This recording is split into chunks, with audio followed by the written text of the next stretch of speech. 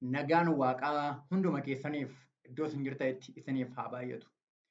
Qorannaa keenya kutaa darbee keessatti waa'ee Kiristoos eenyu kan jiru ilaallee turre. Akka waliigalaatti Waaqayyo isa dhugaa beekuu jennee jalqabne. Abbaan eenyu? Kiristoos eenyu? Yookiin Waaqni tokkichi eenyudha? Kiristoos immoo eenyu jennee ilaalleerra.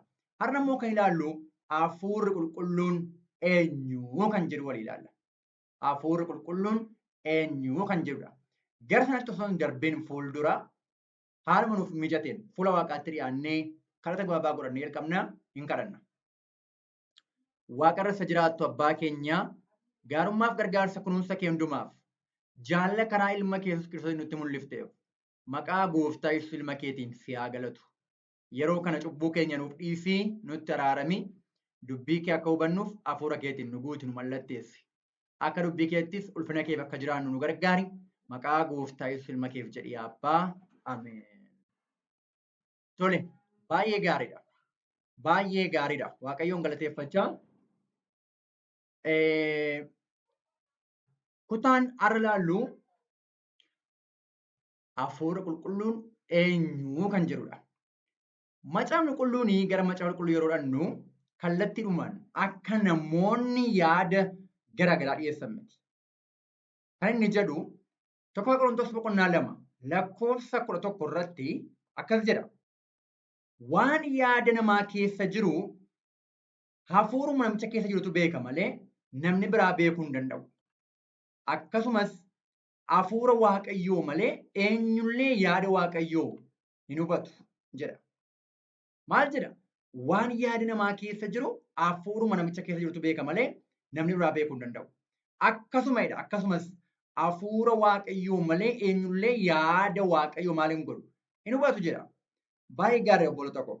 Hafuura namaaf hafuura Waaqayyoon wal bira qabee sirriitti ifa godhee dubbata Phaawulos.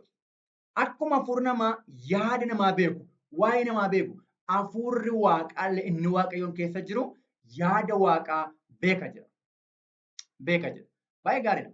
Mee akka namoonni jedhanidha. Fakkeenyaaf namoonni maal jedhu? Qaama of danda'aa kan qabu Waaqa qaama of danda'aa qabu kan biraadha jedhanii dubbatu. Akka barnoota sadan tokkummaatti addumaan.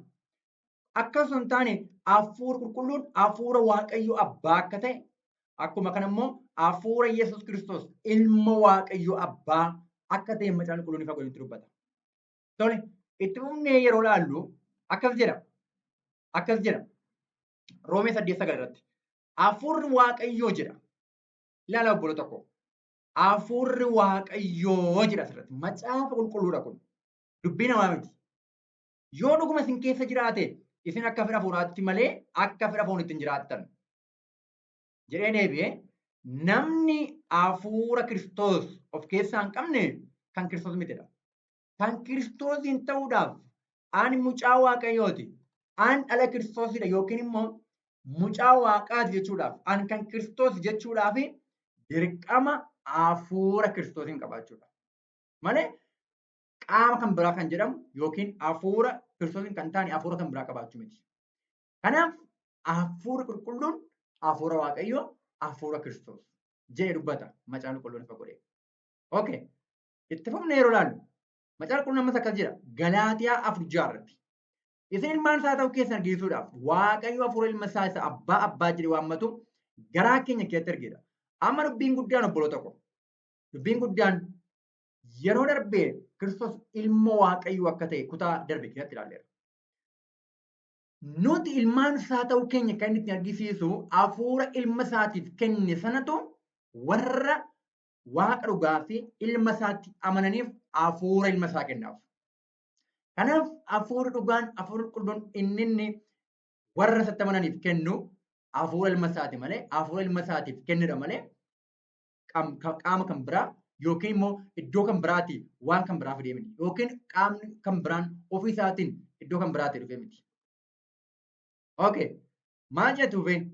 Tiitoos 3:5 irratti 3:5 dubbifna. Tiitoos 3:5 irratti Waaqayyo hojii nuyi qajeelummaadhaan hojjenneef utuu hin ta'in akka araara isaatiitti dhiqannaa lammaffaa dhalachuutiin haaressuu hafuura qulqulluutiinis maal nu godhe? Nu fayyise. nu fayyise. Lakkoofsa 6 irratti hafuurichis jedha.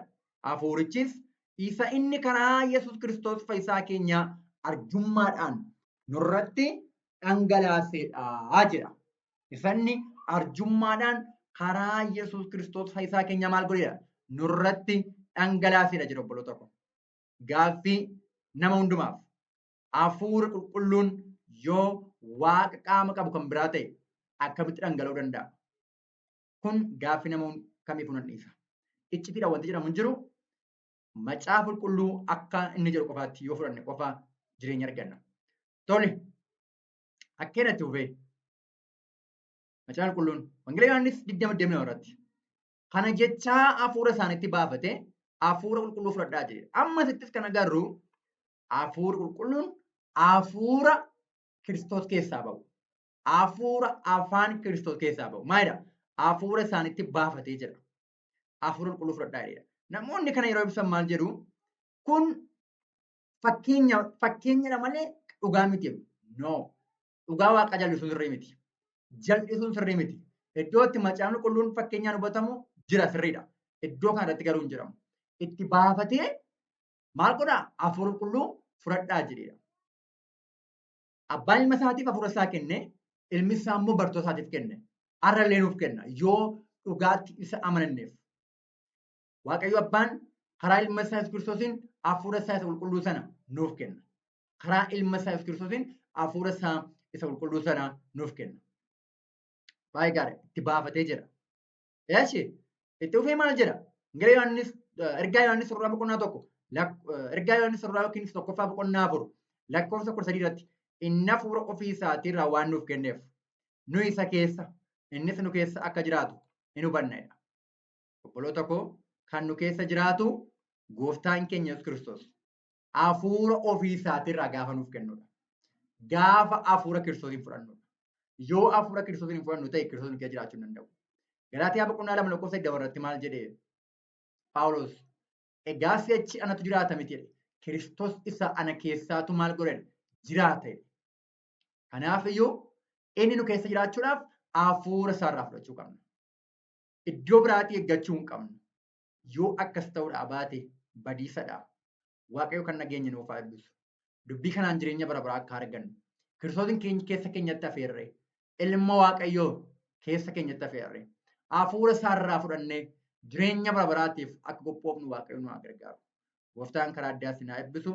Eebbifamaa jechaa kadhata godhannee walitti qabnaa hin kadhanna. Waaqarra isa jiraattu abbaa keenyaa jaalala karaa ilma kee gooftaa Yesuus Kiristoosiin nu jaallatteef ammallee daddabalee maqaa Kiristoos ilma keensi haa galatu. Dubbii kee nu dubbatteetta, nu barsiisteetta. Akka dubbii kee kanatti akka jiraannu nu gargaari. Cubbuu keenya nuuf dhiisi. Sirraa hafuura fudhachuu barbaannaa.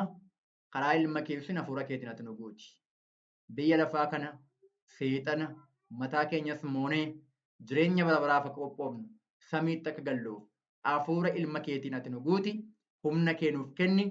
Fedhii kee immoo jireenya keenya irratti raawwatu. Maqaa gooftaa Yesuus ilma keef jedhii abbaa. Ameen.